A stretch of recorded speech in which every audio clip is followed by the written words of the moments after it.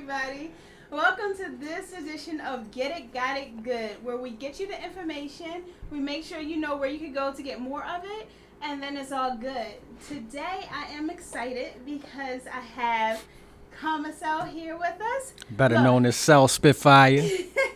So, one of the best ways to introduce Cell is by this. Now, all y'all Raven haters, this is okay.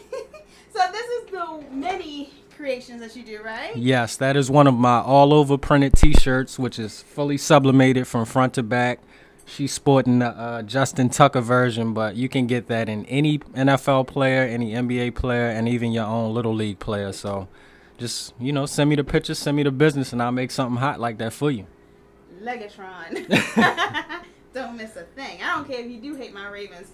You also did a cowgirl one for my husband. Which I'm surprised nobody in this area has shot me for making a cowboy version. But yeah, it's a lot of Cowboys fans out here. Yeah, unfortunately. We won't go there, you and your Deadskins. We doing all right this year. We doing pretty okay. Shout out to Adrian Peterson putting in work and all the other new players we got, man. They making us look a lot sharper than we have in the past years. No comment from her about that. No comment. I'll leave that alone. I should stop fronting though, because I actually root for the Redskins when the Ravens aren't playing. Never the Cowboys. And let me tell you a funny story. When I stayed in Atlanta for 4 years, I really grew a stronger love for the Ravens because you see how the strong ATL love is, and it's like Baltimore's here too. So whenever the Ravens was playing and the Redskins wasn't playing, trust me, I was behind them 100%. See? So gotta have somebody a second. Yeah, we second neighbors. We neighbors in the NFL. Around the Beltway. Right. Yeah, but we will win. Just have to say that. Now, you do a lot of stuff. As you guys will see during the show, his stuff will be streaming through the slideshow. So that way you can actually take a look at some of the stuff. But in addition to that, if you want to check out some of his work, you have multiple sources out there. Definitely. You could check out my website, which is www.cellspitfire.com. That's CELL Spitfire.com. And it's the same thing on all social media platforms at Cell Spitfire. That's Instagram, Facebook, Twitter, the whole nine. Spitfire. Can't be hard to forget that. Yeah, you cannot forget that. But how did that come about? Well, the part Spitfire was added to my name when I was in high school. I was having trouble actually finding a rap name that I actually liked. So with asking a couple of my friends, one of them just happened to mention, everything that you been rapping about is fire, so why not call yourself Spitfire? So I didn't like Spitfire by itself. I added the half of my first name, Comacell, which is Cell, and Spitfire, put it together, and it's just kind of stuck with me. As I've been doing my artwork, the response is the same way. They'll look at whether it's a painting or a t-shirt, they like, this is fire. So I'm like, it still kind of all goes together, as you can see. I've kind of, changed it to the Fire brand when we talking about the clothing and the graphics, but it just stuck with me. So how did you get started in all of this? Because how did you discover your talent? Discovering my talent as far as art-wise, it just happened to be a love for just doodling on paper and getting responses from different people. I can vividly remember my grandfather seeing one of my drawings, and he didn't think that I drew it. He thought that I either traced it or somebody else drew it, and I had to literally sit and draw another drawing in front of him. So when I started to see that the response was that way, like, this is good, you're very talented, it was kind of that confirmation from other people, and I just kept it going. So I was reading up on you, because I do my research. As you should. And I know that you had this entrepreneurial bug since, elementary, middle. So how did that start? So people liked your work or your whatever, and then you started selling stuff, or? It was kind of a mixture of things. More so, it was about the acceptance part for me at the beginning. It wasn't about the money. I remember me and a guy, Devin Randall. Shout out to Devin Randall. We created a clothing line back in middle school called L-Rack, and it was a mixture of his initials and mine. And we were literally selling shirts for $5 or $10 that we took a whole day to paint. So it should have been worth more back then, but again, it was about the acceptance, getting everybody to wear our stuff. And then a part of that hustle came from me not having my primary parents there, my mom and my dad. So seeing kids that I grew up with have different things that I couldn't either afford or my grandparents couldn't afford, it just gave me that drive to say, how can I get out there and get my own? So eventually I saw that I had to take my talent and turn that into funds. So it didn't happen overnight, though. It was a journey. I had to discover things that wouldn't sell, things that people didn't like, or things that may have took me too long to do that wasn't worth the money that I was getting for. So it just was trial and error. But again, that hunger just came from me not having much growing up. So a lot of people think of hardship as a reason not to. You actually turned it into something positive, and you turned it into hunger. Like, I'm going to get mine. I'm going to do this. Which is a lesson I always talk about how you use your pain to grow and to go to the next level. So then you did that. Did that make it harder or easier for you? I know it was an escape, but when it came to like your social life, were you said accepted, more accepted? Definitely it made it easier to conversate with people and to tell them about my story doing artwork, because artwork seems to be a talent that people feed off of and actually ask a lot of questions about. So a lot of that just came from, people, like you said, the acceptance of it. And also my family pushing behind me and telling me not to give up, or even if I worked a regular job, they're like, you should be doing this artwork more, or me being at my regular job and people come in asking me nothing about artwork. It was those things that just showed me like, this is what I should be doing. How long did you hold a regular job? It was phases. Whenever I couldn't make as much money as I wanted to doing the artwork, I would always pick up a part-time job doing something that I somewhat like, or that somewhat can caveat towards the artwork. So while I'm at work, I can kind of push that business as well. I don't think Navy Federal liked that a lot, but I was giving out my business card a lot while I was working at the bank. Hustle mode. Yeah, so it's like I'm in the bank. I got people coming in with money all day. Some of them own businesses, and I might say, hey, you got a logo for your business? So I just tried to always make the hustle compensate another hustle, no matter where I went. See, you got to do that. So then, okay, so you started to sell shirts, $5 a wop or whatever, and then you moved into hip-hop or rap. How did you go from doing art to doing a different style of art? Well, the artwork, as far as the physical painting and t-shirt, that never left. The music aspect of it came from my friends that I started hanging with. Shout out to Montre, Derek Wallace, who's my cousin. We call him Millie. Growing up with them two, they had already had a like for rap. Trey's dad was a DJ from back in the day, and he already had all of this equipment in his house. So it was days when I would go down there to visit them, and then they'd be in there just playing around freestyling. Me never rapped a day in my life. I'm like, I want to try it. And tried it, sounded stupid as hell. But it was just something that I always been the type to take on a challenge.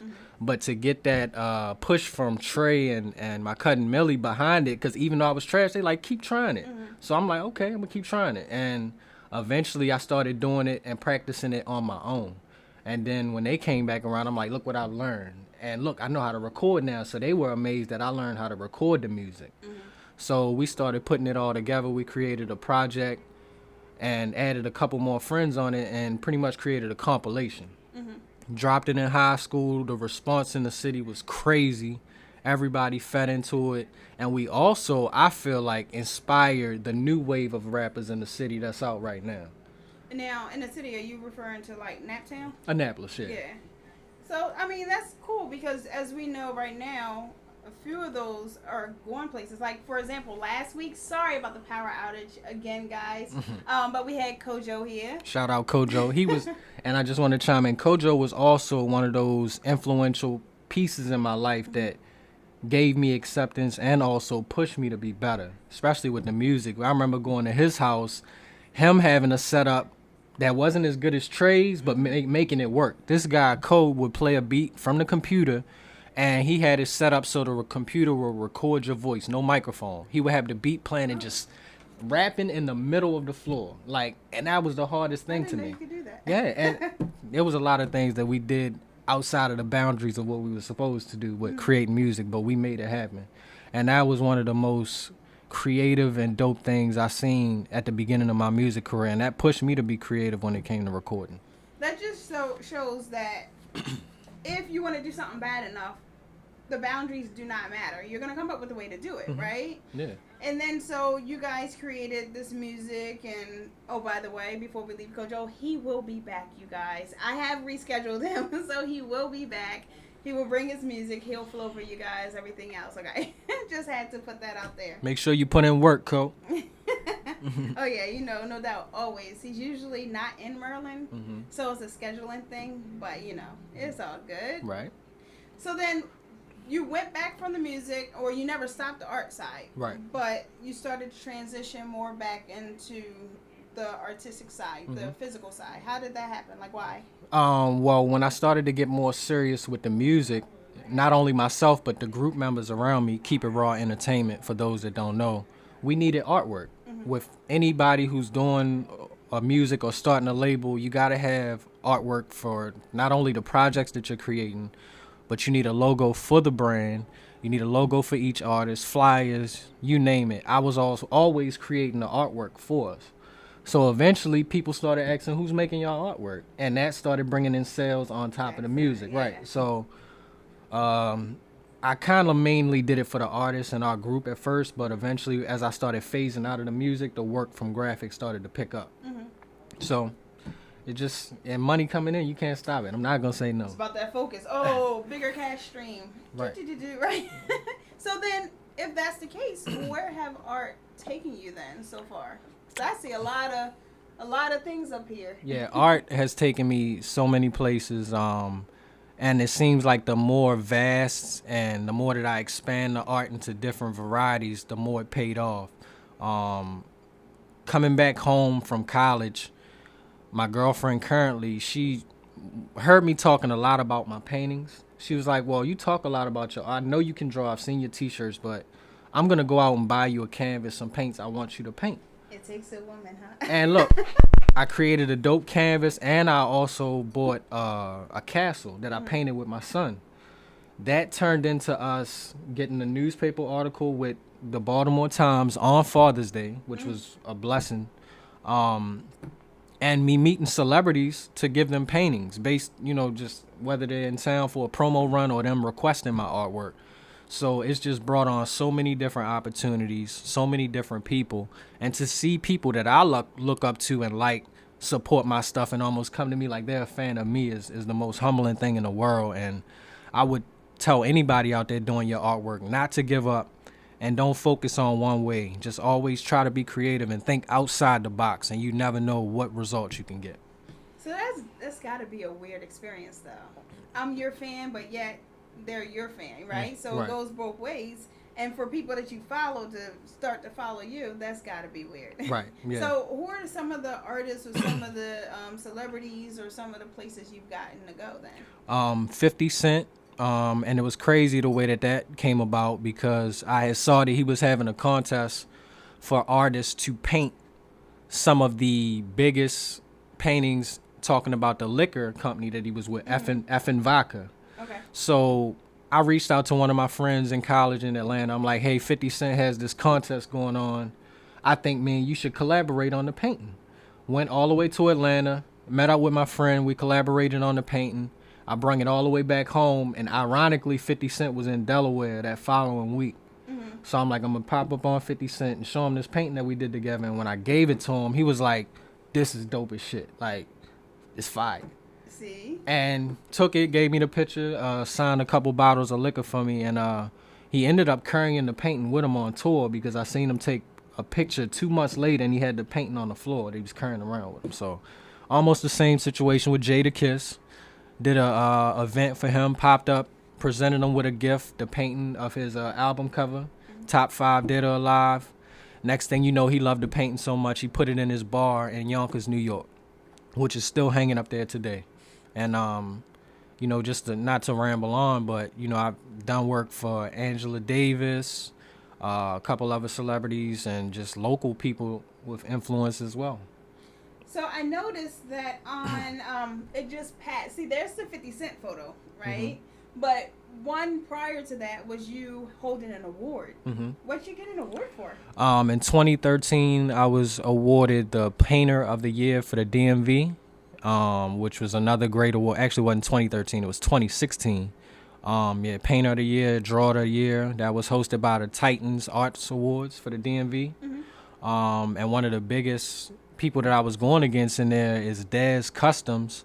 If you guys don't know who Dez Customs is, he does all of the cleats for the NFL players now with their cool designs on it. So I was kind of nervous I wasn't going to get that dealing with him. He got a long list of celebrities under his belt as well. But, you know, my votes happen to outweigh his. So shout out to City of Annapolis and everybody else who put in their votes. There you go. I mean, you know, everybody got to have a following, and your following was just enough to get you that award. Right. And I mean, it's well deserved because your stuff is fire. Thank you. Right? So then you had the opportunities to also work and do some things in the school systems or outreach type of programs. I know you did something over the summer. Yes. This summer, I linked up with another partner of mine, D. Ward, who is an amazing activist in the city of Annapolis, doing a lot of work in the Newtown 20 community and some of the other communities. I had done a recent project with him called Bring Back the 60s, where we wanted to bring back the 60s theme. So he had reached out to me again because we had such good success with that project, and he was telling me that he had some outreach programs at the summer camps in Annapolis where he was reaching out to friends of his that all had influence in different fields. Mine happened to be graphic design and drawing, so he had reached out and told me he wanted me to do it. I didn't really want to do graphic design because not every kid has access to a computer, and it's kind of hard to have a display at these camps. So I'm like, let me do the t-shirt thing. I think creating t-shirts and showing them how to do that will get a more vast group of kids. And hands-on, right. Everything else. And it worked out. Like, all of the kids were excited, very engaged, asking questions, asking was I coming back again. So it was great. Shout out D for putting that together. At the end of the summer, he capped it off with a big back-to-school event where he had those same kids come out, show their artwork, and showcase it, and got a chance to show their parents and saw how everything kind of fell in line together. So I know you have this big entrepreneurial spirit. So seeing that the kids responded well to that, and seeing that the parents loved it, the community loved it, have you ever thought of starting your own camps? I've had several adults reach out to me about doing paint and sip classes. And then after doing this initiative in the communities, I had kids asking me, was I coming back, and adults asking me. So hopefully next year I will start up some online classes to be able to offer to people out there all around the world, so you don't have to be local to sign up. So just make sure you keep following me on social media. And eventually I'm going to be releasing not only the online classes, but for the locals, I'm going to be doing on-hand classes as well. So stay tuned for a location and a date for that. That sounds fun. Yeah, definitely. Especially with the sit part. Yeah. I'm terrible.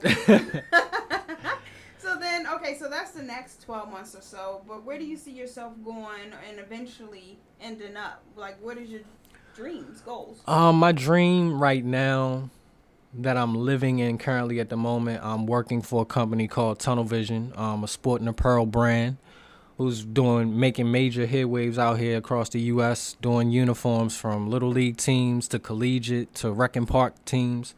So definitely look us up, tunnelvision.com. But we've been waiting for funding to be able to expand the business, which we're closing in on right now. So my dream is to really just be solidified in my career to the point where I'm financially stable and also putting out the creative work that I want to do. I want to be able to help take this brand to the next level where we're viewed and known around the world. It's great being known in the city and picking up here and there, but we really want to globally make this a thing. And then at the end, employ people, especially people of our own color. We know how hard it is to get jobs. And we're very active in the community as well. Seeing the looks on most of these kids' faces when they get new uniforms, especially in cases where we've covered half the bill because they couldn't afford it or, just didn't have the funding at the time. So it's just a lot that plays into all of it, And I see a lot of sports things. I'm a football mom, right? I'm a soccer mom. And so I see, like, you could put he could put your kid's image on a shirt, personalize it, one of a kind, and you've done things for different teams as well. So what are some of the schools, teams, leagues, or whatever that you've worked with? Oh, so many. I Start know. off, why not shout out my alum, Annapolis High School. We've done stuff for Meade High School. One of the big schools out here in this area, Wise High School. One of the best schools in Prince George's County. Champions. Yeah, the champs. We've done stuff for the Legend Coalition League, which is also down here in Prince George's County, where they took a lot of the legends from the high schools all around this area and put them on rec teams to play against each other, which I thought was Oh, super dope. that's So we cool. were able to create all of the uniforms for those teams. We're heavy in the Texas area right now. We've done stuff in North Carolina, South Carolina, trying to cover this whole area of Maryland, but we're still expanding. If you know anybody in your area or somebody that you know that it may not even be uniforms, it may be accessories, headbands, wristbands, book bags. We do it all. That's awesome. So there's no limit to what you could put it on. Right, no limits at all. Any type of material? Mm-hmm. Oh, cool beans. So yeah, definitely. And what is one of the best ways to reach you for something like that? The website www.tunnelvision.com, or you can reach out to us at the Tunnel Vision on Instagram, where you can see most of our work. We're very engaged on social media, so a simple message will get you a reply. And then you have a lot of social media. You have IG, Mm-hmm. right? You have Facebook. You have Twitter. Now, what are there? Is it at what? At Self Spitfire for myself. Okay. So yeah, you guys can follow this man everywhere. And he have links to different social medias from the various places, right? Mm-hmm. You could get lost for days in these pictures and the graphics and the designs, and the people that he's been able to meet is awesome, right? Awesome. So then, besides, starting down the different paths and everything else, do you see anything as far as the personal life? Sorry, ladies. You did hear that he said I am taken. he is taken. So, family, everything else. You said where am I? Do I see that Yeah. going? Well, eventually we're trying to move from this area, get back down to Atlanta, where I initially went to college. So I'm trying to take my whole family down there. There's a lot of great opportunities down there. Taking the Tunnel Vision brand with me and my brand itself. And also whatever I do up here as far as the classes and stuff, I want to expand that down there as well. When I was living there, I just love the unity of the black community. And it's not just the rich people. It's people of all different statures that are all willing to help. Everybody's on board. I like that vibe. I miss it. So that's eventually where I want to settle. But as far as my career growing out, again, I have a graphic design company for myself, which I want to eventually expand, bring on employees, and eventually hand down to my kids one day. So that's pretty much my 5-year goal and kind of an insight to what I see for the long term. So what school did you go to? The Art Institute of Atlanta. So is that like a design, or did you say, okay, I want to go here? Did you have several choices? Why did you pick that one? Funny, coming close towards graduation in high school, I was one of those teens that didn't really know where he wanted to go. I knew I kind of wanted to do something with the art, but I wasn't sure because I still had a love for football, which I played in high school, so I didn't know if I really wanted to go that route. Luckily, the Art Institute had reps that were coming to the high school doing like a brief presentation showing us the different majors, and the light bulb went off over my head. Like, I was already doing graphic design, but I didn't know the name of it or what it was really called or how wide it could be. So going to that school and choosing that school was one of the best decisions of my life because it put me in an area where my back was against the wall, no family. I moved there when I was 17 years old. Jeez. Yeah, and really just started that whole journey of being mature and being on my own.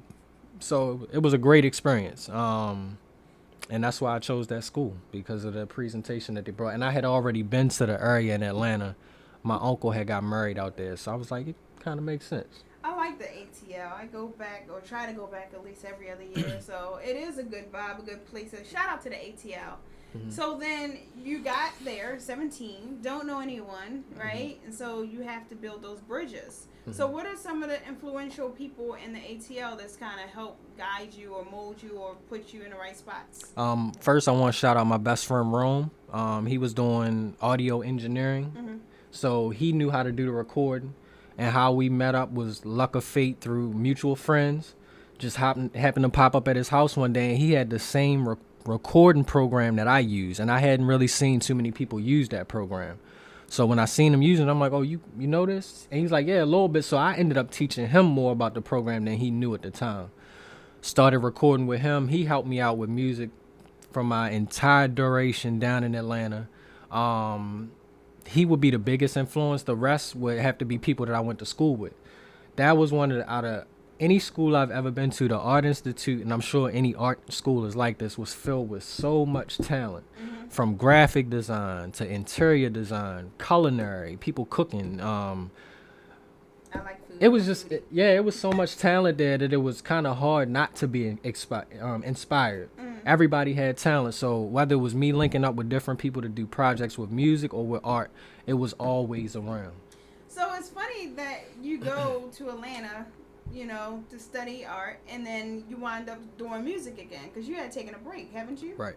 So how did you wind up doing music again? Just because of the circle of friends or something? Circle of friends, and at the time, Atlanta was the hottest city. I mean, it's still one of the hottest cities now, but we talking about the start of Jeezy, T.I., Ludacris, Lil Jon. Like, I was there in the midst of that, all at the uprising. So I was more so a fly on the wall. I wasn't one of them artists that ran up on them like, hey, I do music. If anything, if any time I ran up on those guys, it was about artwork, because I noticed artwork will capture a person's mind and get them more engaged in the conversation, opposed to you running up on them trying to get them to sign you or something like that. Everybody else is like, hey, Exactly. listen to my... Right. So, it was just really about being focused on that and showing them that I'm versatile. I don't need to just do music. So there's a whole bunch of people. So your first love, you would say, is the artwork, the art side. Definitely. Because that was a natural gift. Nobody had to teach me that. Music was taught to me, which I think now, like, with rap, anybody can pick up rapping. It's all about finding that rhythm, finding the rhythm, and getting your wordplay together. Yeah, that's controversial, because some of the artists right now, you're like, yeah, no, not so much. Right, but they making a living off of it, so. Yeah, with hooks. And, right. If you can understand it. Yeah. But I'm old school, so I mean, what can I say? So then, you've been everywhere. So you've been up and down the East Coast, right? ATL. Have you ever gone out west? Not yet. Not yet. Not yet. That's definitely on my list, my to-do list, my bucket list. Bucket list. So if you think about, going out west, what do you think it'll do for you, or how do you think you can utilize that opportunity, or what do you think will get you there? I feel like when you go out west, you've already made it at that point. Like, look at LeBron. Like, he didn't. For us on a small level, we look at him like, you don't really need more. But when you look at it from what can be done out there from a media standpoint and growing him to the next level, that's what I feel like it would do for me. If I really went out there, I would already want to be established, because I'm entering a new market where these people, it's so professional out there. Everything has to be on point. So I'm not in a rush to get out there, but I want to make sure all my ducks are in a row before I make that jump. And if I was to get there, it would be through the art. Yeah. So we know where you're going in the future. Maybe. Do you have a dream person, company that you would like to work with? I would like to collaborate with some of the big name companies. Like, I wouldn't mind if a Nike or Adidas or something reached out to me to do artwork on a shoe, or something different that I've never done before. Long as it's aligned to contracts of what I have with my current company I'm with. But even with that, like Tunnel Vision, we want to partner with companies out there. Anybody that's trying to do something innovative and different, I would love to partner with you. That's how my mind thinks all the time. To grow, expand. I'm big on partnering too. So it's like, okay, I can do this for you, you can do that for me, we can work together and both grow, right? Yep. So do you prefer working with big established or up and coming, or does it make a difference to you? Doesn't make a difference. I would just say it really depends on the specifics of the project. Some projects don't take a lot of people's hands in it. Some projects do. Yeah, definitely. I know we are out of time. I just realized that. Jeez, 30 minutes go so fast. Yeah. There's so many questions I would still like to ask. But once again, if you want to reach out to Cell, is at Cell Spitfire on all platforms for the most part. You can go to his website, You can go to, see, I told you it does that sometimes. You could go to, what is your website again? www.sellspitfire.com. Check me out on Facebook. I have a business page on there, Sell Spitfire Paintings and Designs. Or you can just look me up personally. Cool beans.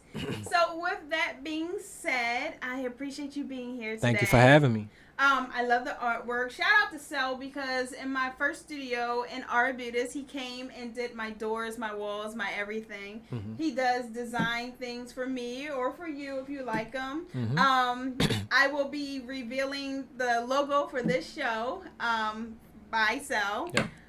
So we appreciate you being on here today. As always, be an original, just like this man, just like you were meant to be. Instead of a copy, originals are always worth more. Mm-hmm. Until next time on Get It, Got It Good. Love ya. Peace.